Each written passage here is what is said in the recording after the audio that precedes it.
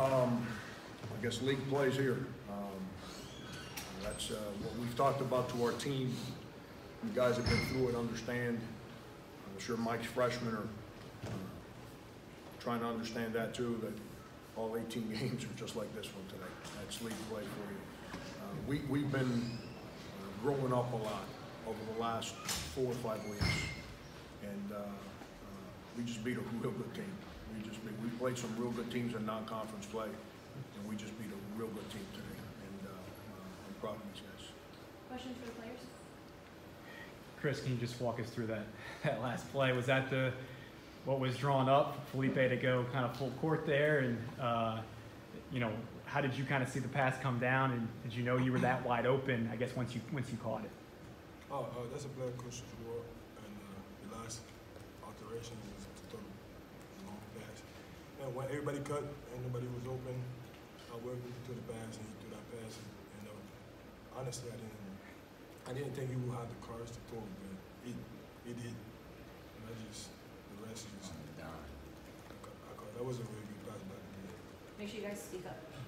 Questions?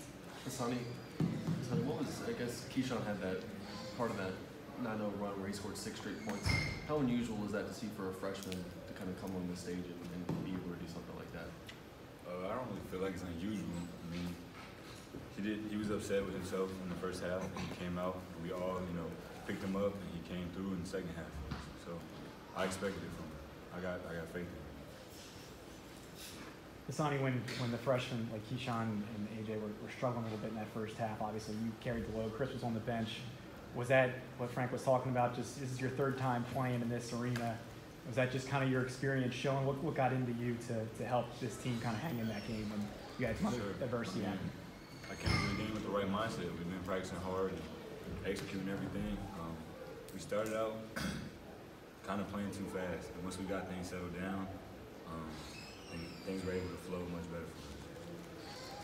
Chris, I know you sat, I think, the last 15 minutes of the first half. I know that's probably not what you wanted, but was there any advantage for you sitting that long in the first half to kind of see the game develop or anything like that? Advantage? Yeah, I mean, whatever advantage there could be, I guess. 7 out of 8, yes. But I was trying to talk from the bench. I was trying to talk to my teammate, trying to help them from the bench. Chris, what do you say to Keyshawn when he has a first half like he did, 6 turnovers and 8 or 10 minutes? 7. I mean, I understand him. He play at home. We got the parents in the stands, so it's a big play. I think he was just a little nervous, but once he get going, like in the second half when everybody picked him up in the locker room, he just got comfortable and just keep playing like he did in practice, like he did in practice. Did you sense a difference in his personality going into this, knowing that he was going to have 40 people in attendance, 40 family and friends? I mean, yeah, since practice he was asking everybody for tickets. Yeah, facts. So he was asking everybody for tickets, talking about he got a whole bunch of people, families and friends coming to the games to watch him play. So it was exciting. Chris, you've had a lot of dunks in your career. Is that the best you've had? Just one. Any more questions for the players? Yeah, how hard was it to get in the flow in that game with 100 fouls called, a lot of trips to the free throw line? Was it hard to get an offensive flow? I think it was done working. I think the game was officiated well. I think they called stuff on both sides and just played basketball. Just leaving this arena with this, I mean, what does this do for you guys? This is a pretty obvious question, but going forward, obviously, Frankie talked about you guys have been practicing a lot better, but you still needed that result to kind of walk off the floor with the win. What does this do to your guys, especially the younger guys, going forward? I think it boosts confidence. I mean, it's the first SEC game. Like Coach said, all these games are going to be like similar to this, and so just getting that first one under our belt, we're looking forward to the next ones. Any more questions for these guys? Okay, thanks, fellas. You can go back to the locker. Questions for Coach? Frank, Keyshawn's ability to rebound from what was a pretty bad first half, just his mindset going into the second half. Obviously, he scores six straight points for you guys. Can you just talk about the ebbs and flows of a freshman playing in his first SEC game on the road? Yeah, and then he's dealing with me too. I'm not the easiest guy to deal with when you don't play the way you practice. And he was nervous. You know, in Florida's, let's not like downplay this. They're a real good basketball team. And he was going up against the best defensive team in this league after 12, 13 games, whatever we've all played. There's a reason they're real good defensively. And kind of Keyshawn just struggled against their defense. But we spoke to him at halftime, came out the second half. He didn't play nearly with the enthusiasm that we tried to encourage him to play with in the second half. But we were coming out of the timeout, and I told myself, I thought coming into the game, I wanted to post him some. And I felt, you know what, post him up, and get him going, because without him, we need his activity. And then he got the post up, then we come up with the steal, he gets a dunk, he comes right back, we ran something else for him again, he makes that little jump shot right from the foul line there. Keyshawn's gonna be a real good player, He's scratching the surface of what he can do right now. And with him is learning. He doesn't understand yet how hard you have to play. That's something that has to come. I'll tell you what I learned from him today. He can take coaching. Because I was on him pretty hard. And he never hung his head. And he was ready to go. When I called his number, he responded. And credit to him. Frank, you've coached a lot of basketball. Have you seen him play like that work at the end of a game? Yeah. I ran the same play in Miami Senior High. I was playing Malone High School, and we ran the same exact play, and the official on the baseline, they switched that middle screen. We call that our home run, like every coach, that last second play we call home run. And a guy that played here, Brent Wright, I'm sure some of you guys remember his name, he was the guy that was sealing on the backside. He caught the ball, he shot it, and the 5'8" guy flopped, and they called him for an offensive foul. And not only did they call him for an offensive foul, they said he pushed him after he shot the ball, so they negated the basket, and they gave him a one-on-one, and they beat us. And think about that. Think about it. But no, it's the first time we ran it at K-State. I think it was against Oklahoma at the end of the first half on a short clock. We tried to run it earlier this year, and it was back in November, and it was embarrassing what we did. But like Chris said, here's something that happens that people don't know unless I share. I wanted Mike Kotsar to make the pass. And he's told me in the huddle during the timeout, I can't make the pass, my shoulder hurts.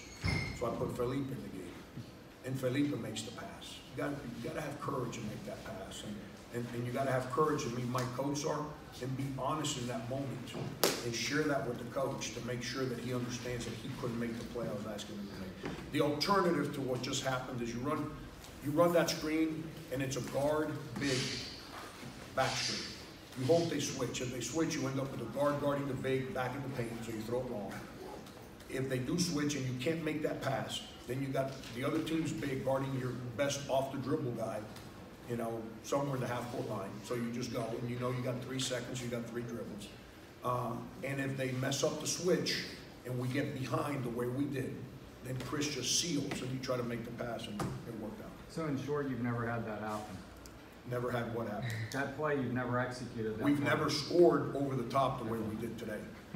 We scored against Oklahoma. We hit the guard in the middle, and he dribbled, and the guy from the wing sucked in, and we hit, and Rodney Magruder made a 3 at the end of the half against Oklahoma. I remember like it was yesterday, and the one in high school. But over the top like that, it's the first time we do it. Yes.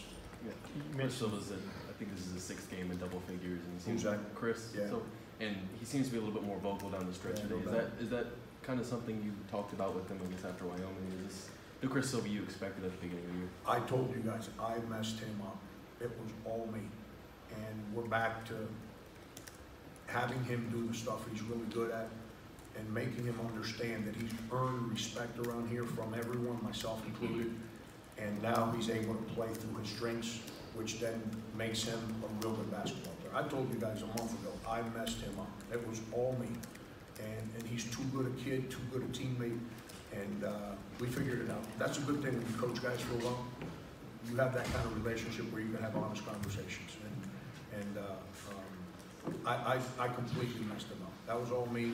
And then the second part to the equation is that our young guys, when I say young, I'm including Trey Campbell because he's so new to what we're doing, they're understanding what he's good at. So we're able to play better offense. Y'all have had some big deficits in the second half, some made some runs, but haven't been able to get over that hump. What made today different? Our defense. You know, we made some mistakes guarding their, coaches call it floppy action. That's when they put you on baseline screens. Keyshawn made some mistakes, and we gave them threes in a situation where we should not have given them threes, which gave them the opportunity to get away from us. But I thought we were defending. Outside of that, I thought we were defending pretty good. Turnovers was our biggest problem. You know, I think we managed that better in the second half. That was our biggest problem.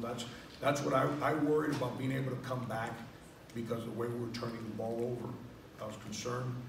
I think what happened at the end of the first half gave our guys confidence to be able to do it in the second half. But defensively, I thought we played pretty well. If we would have gotten some defensive rebounds the last 4 or 5 minutes of the game, I'm not saying we win going away, but it doesn't become the adventure that it became. We gave them too many offensive rebounds coming down the stretch. But John, I talk to you guys back in town all the time about the schedule we've played, the teams we've played, and that we're getting better.